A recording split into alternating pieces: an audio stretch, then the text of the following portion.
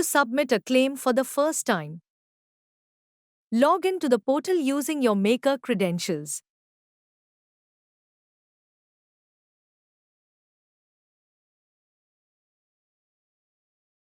Click on Return Filing and then on Submit Return.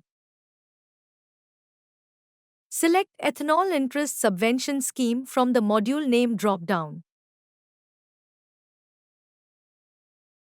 Click on the Add TL button. Choose the sugar mill or project proponent name from the sugar mill name drop-down.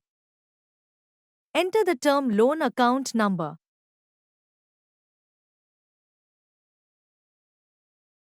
Select the quarter for which you want to submit the claim.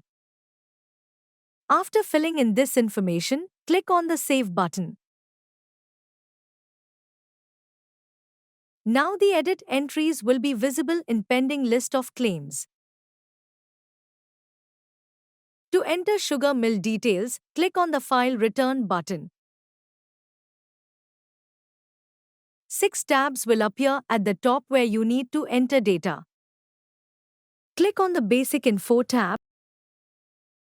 Here few information will be auto-fetched from the information provided by you while adding sugar mill in the portal. Now fill all the requested information.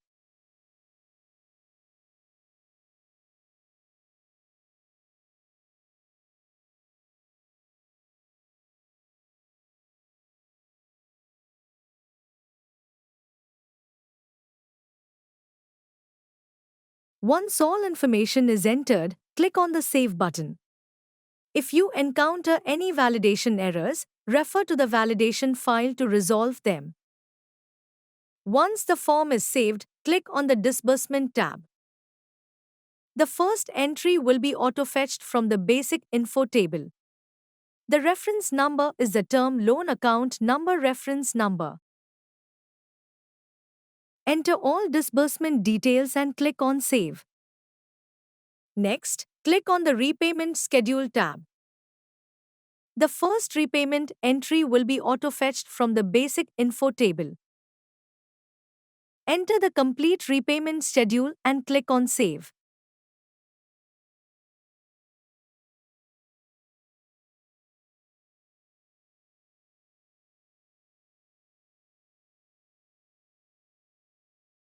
Click on the Calculation Sheet tab. Use the Add Row and Remove Row buttons to add or remove rows as needed. First, select the NPA flag. If the account is standard, choose No. Otherwise, select Yes. Select the transaction type. You will have 5 options. 1. Disbursement 2. Repayment 3. Prepayment 4. Adjusted disbursement and 5.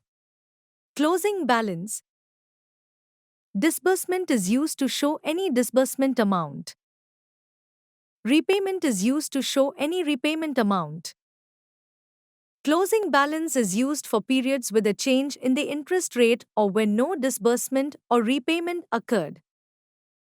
Enter the contracted interest rate. The rate of interest will be auto-calculated based on the contracted interest rate. The From Date will be auto-fetched from the Eligible Date of Disbursement field in the Basic Info tab. Enter the To Date as applicable. The number of days will be auto-calculated based on the From Date and To Date. Enter the amount for any disbursement, repayment, or prepayment. Note: for the closing balance, the amount field will be frozen. Based on your entries, the system will auto-populate the closing balance and interest subvention. Enter the interest subvention claimed by the bank for that row. The minimum interest column will be auto-populated based on the values provided. Complete the calculation sheet by following the above steps and click on Save. Once the data is saved, click on the Summary tab. Verify the auto-populated data. If any corrections are needed, make them in the calculation sheet. If the data is correct, click on Save. Go to the Document Upload tab and upload all necessary documents: CA certificate, project completion certificate, utilization certificate, and DFPD approval letter. If the project is completed, select Project has been completed as Yes and upload the relevant documents.